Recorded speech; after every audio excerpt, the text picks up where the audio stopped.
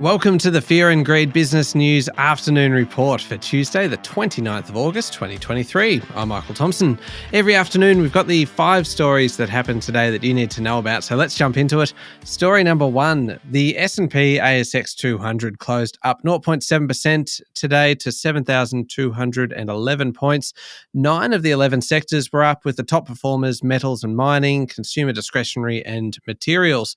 The best on the bourse today was Sayona Mining, up 26.4%. Now, Sayona is staging a bit of a recovery after a fairly sharp fall yesterday. That came after the surprise resignation of CEO Brett Lynch for personal reasons. Clearly, the market was taking a little bit of time to process the change. Mineral Resources was up 8% today. Fortescue Metals climbed 3.2%. Fellow big miners BHP and Rio Tinto were both up more than 1%. Star Entertainment reported its results today, a $2.4 billion full-year loss, and its shares closed 2.1% higher.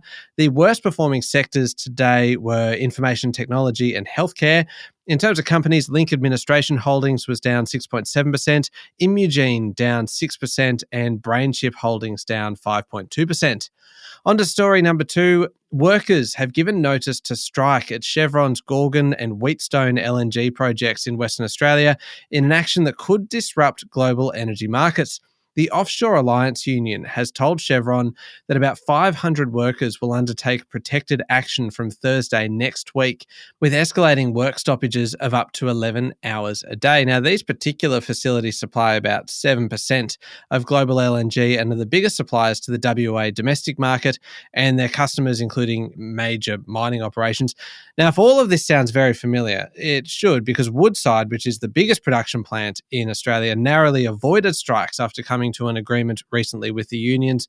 Past strikes have seen action last for months until deals are made between the companies and workers. The global gas market has really been on edge. It's been volatile for weeks due to concerns about the potential impacts of these strikes should they go ahead. Story number 3, don't know what to make of this one. Barnaby Joyce has backed New Zealand becoming Australia's 7th state, saying it would fit into the Federation well. Mr. Joyce said a bigger Australia would add strength to the nation during a time of geopolitical uncertainty. He said it would, quote, make more sense in terms of defence and monetary policy. Now, don't forget, Barnaby Joyce was forced to quit as Deputy Prime Minister in 2017 for being a dual New Zealand citizen. Outgoing New Zealand Labor MP Jamie Strange earlier this month said New Zealand should reconsider becoming part of Australia. The combining of the two countries was originally proposed ahead of Australia's federation and is still allowed for, apparently, in the Constitution.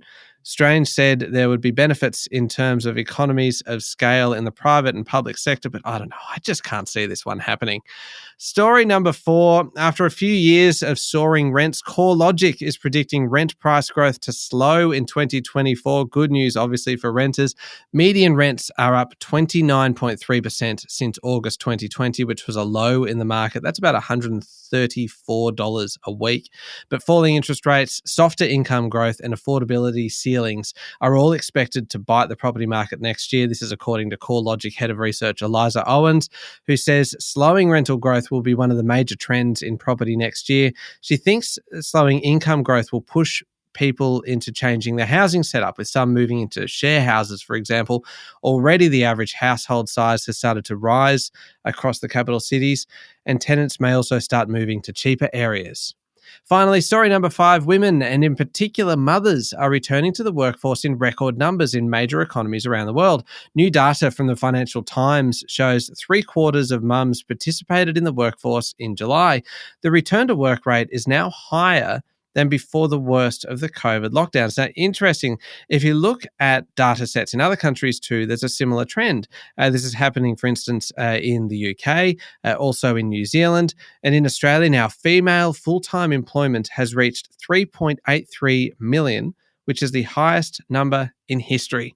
That's it for the afternoon report for Tuesday, the 29th of August, 2023. We'll be back tomorrow morning with the Wednesday edition of Fear and Greed Business News. I'm Michael Thompson. Enjoy your evening.